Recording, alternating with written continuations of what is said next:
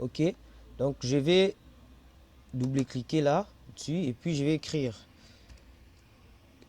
edit 1.text. Edit 1.text. Point texte, edit 1 c'est le nom logique, point le nom physique.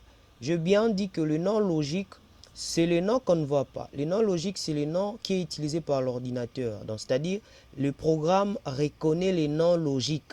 Lorsque nous allons codifier comme ça, on va identifier les noms logiques suivis du nom physique. Donc, nom logique point texte, le point texte. Texte, c'est la propriété qui gère les noms physiques. Vous allez voir ça. Non, edit 1 qui est le nom logique point texte. On fera plutôt edit 2 puisque c'est edit 2 qui doit recevoir. Edit 2 point texte, on affecte affectation sur 2 points égales ce qui a été dans edit 1 point texte. Point texte. Je reprends pour vous dire que edit 1, tout comme edit 2, ce sont des noms logiques. Les noms logiques, ce sont les noms reconnus par l'ordinateur. Et edit 1 et 2 comme étant non logique, suivi du texte. Texte, c'est le nom physique. Ok. Edit 2.text égale edit 1.text. Ça veut tout simplement dire edit 2 va prendre la valeur de ce qui était dans edit 1. On va essayer.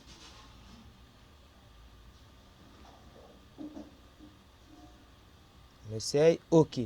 La zone 1 est vide. La zone 2 aussi est vide. Essayons d'écrire quelque chose dans la zone 1. On écrit par exemple scope. Et lorsqu'on fait envoyer, voilà, nous voyons aussi à la zone 2, scope est apparu. Mais comment faire maintenant pour que le zone 1, lorsqu'on envoie, ça reste vide? Pour donner un peu l'esthétique, hein. Donc, on va retourner à notre codification. On fait maintenant, lorsque edit D a reçu ce qui a été à edit 1, on doit nettoyer la zone 1, c'est-à-dire edit 1,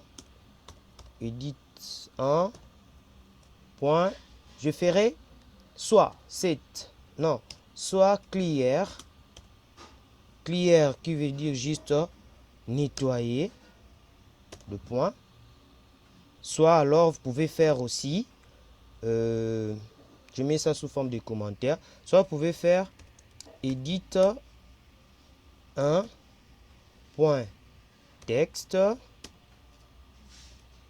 point texte, 2 points égales, on affecte une chaîne de caractères vide et puis point virgule. Celui-ci aussi va marcher. On va essayer avec clear et puis on fera ça.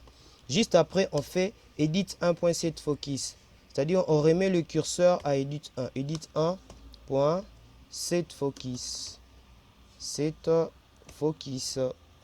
Enter. OK. Voilà. On exécute. On écrit scope. On fait envoyer. Voilà, la zone 1 est vide maintenant. On peut encore essayer d'utiliser l'autre. On peut essayer d'utiliser ceci, CTRL X. On utilise cette méthode. On exécute. Scope. Envoyer. OK. Salut. Envoyer. Exact. Donc ça marche correctement. C'est à vous de voir. Vous allez utiliser ceci ou alors utiliser par exemple setFocus.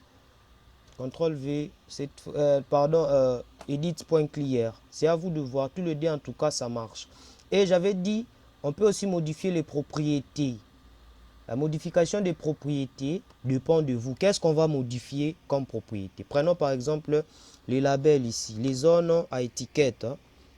On les sélectionne tous les deux.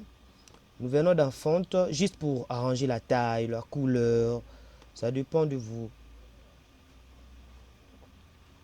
Font.